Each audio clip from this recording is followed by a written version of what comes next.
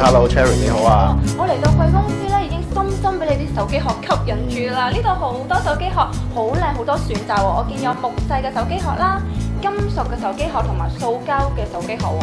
咁請問貴公司啦，點解會有製作手機殼呢個概念嘅咧？嗱，其實我哋真係想喺個客人嚟到我哋鋪頭之前啦，佢哋會有啲好獨特嘅設計，可能喺坊間好多時都淨係喺網絡上邊你先可以做到呢個動作，喺門市比較少咯。咁我哋就希望喺個客個層面嚟睇咧，可以嚟到門市，佢將佢自己好獨特嘅個性嘅話咧，我哋將佢嘅設計意念化成佢自己心愛嘅手機殼，唔同嘅 pattern 啦，唔同嘅花款或者唔同嘅材料，我哋全部都可以做到咯。好好喎，因為符合翻大眾嘅口味啦、需求啦。咁據我所知啦，貴公司咧有3部機器咧係製作手機殼㗎嘛，係咪啊？係啊。請問呢3部機器有咩特性同埋功能咧？嗱，其實主要咧，我哋分開3部機咧，一部係主要係 for 一啲金屬性嘅啦，有啲係 for 一部咧係木啦，譬如有啲木紋殼嘅話啦，木嘅話咧，另外嘅一個咧就係譬如一個塑膠嘅啦，塑膠我哋直接可以將啲顏料印上去啦，咁主要呢3個層面都會。明白。咁我見翻咧木製嘅手機又好靚，好多花紋喺上面啦。咁佢哋嘅手機圖案啦，同埋佢嘅刻字係咪都可以我哋自己揀翻嘅咧？例如我係 Cherry，咁我咪可以咧喺木紋上面刻翻 Cherry 嘅圖案。係啊，絕對可以㗎。嗱，其實咧，但係咧，你哋交個圖嚟俾我嗰陣時咧，我哋師傅咧會提供翻一個專業嘅意見啦，可能或者要做一個叫做反白嘅效果啦，將佢有啲圖案咧要做成一個咧好似菲林底片嘅效果，先會印出嚟嘅話咧，先可以做到咁樣嘅效果嘅。如果一般嘅普通嘅像素嘅圖片咧，係未必做到呢個效果啦。咁我哋會特別處理過嘅，幫你。咁我哋同事咧會俾個專業嘅意見啦，解釋翻俾客戶聽。喂，其實呢個圖案可能用啲咩嘅效果先做得到咯。即係我係拎個圖案嚟，會唔會有啲咩限制？有啲咩圖案係整到整唔到嘅咧？如果木會㗎，如果喺木製嚟講咧，你太複雜嘅圖案太細緻嘅話咧，好坦白就未必真係做到個效果會咁靚咯。同埋你個相嗰張像素啦，或者呢個像素你 over 都一般都要300萬像或以上啦。同埋個像素一般嘅線條比較粗身少少咧，做出嘅效果會靚啲嘅。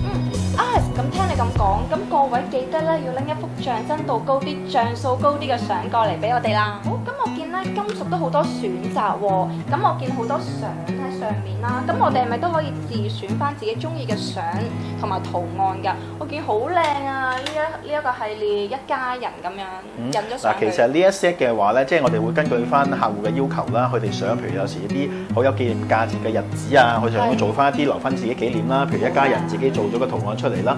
咁我哋亦都係啦，會同時都會喺個專業意見咧提供翻話你個相片嗰個設計上啊、擺位啊、像素啊各方面咧，我哋都會用喺電腦上邊幫你執過晒啲圖片，先會做咗呢個效果出嚟。咁一個連3個出嚟先可以做到效果。係啦，譬如一家冇錯啦，跟3個小朋友一個，冇錯啦，咁啊合併埋一齊，好啦，冇錯。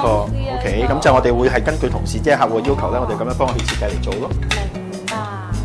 咁可唔可以 Alex 都同我哋講解翻金屬啦、木製同埋塑膠佢哋嘅成本同埋價錢㗎？嗱，好坦白。俾我估一估先，我估下邊一個成本比較高啲。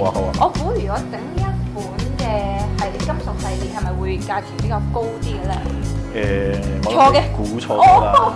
但係其實咧最貴嘅一定係木材啦，因為每一個木材殼咧都佢嘅個獨特性。藝術品㗎嘛。其實係冇一個係一模一樣嘅，所有嘅木紋咧全部都係唔同嘅。咁所以其實咧木製嘅所有產品咧都係個價格比較高啲。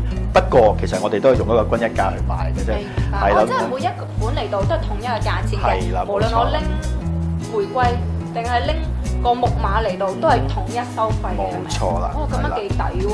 咁我一定揀一個複雜啲嘅圖案。哇！咁貪心嘅。請問啦，除咗價錢之外，3款有咩好處同埋佢哋有咩功能啊？如果話木紋、塑膠、金屬嚟講嘅話，嗱，其實一般木紋嘅話咧，如果你比較喜歡啲真係個圖案比較個性化，係有自己嘅風格嘅話咧，其實木紋殼咧係幾特別嘅。同埋佢嗰個木紋咧，佢喺個防撞嘅功效上邊咧，可能會比其他機殼咧個更嘅保護性更強啲，因為佢個比較有個韌度，個保護性都比較強少少嘅。咁啊，如果一般咧塑膠嘅話咧，如果塑膠嘅話咧，可能有啲客戶佢有啲圖片啊剩嘅，可以做啲透明之後印咗個顏色底嘅，咁都幾有特色。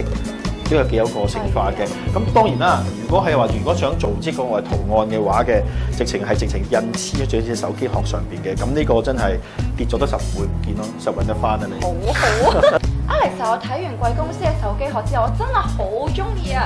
特別係呢一款嘅木紋手機殼啦，大家都好想好似我咁揾到一款獨一無二嘅手機殼，記得嚟我哋 Six Green Mobile 啦！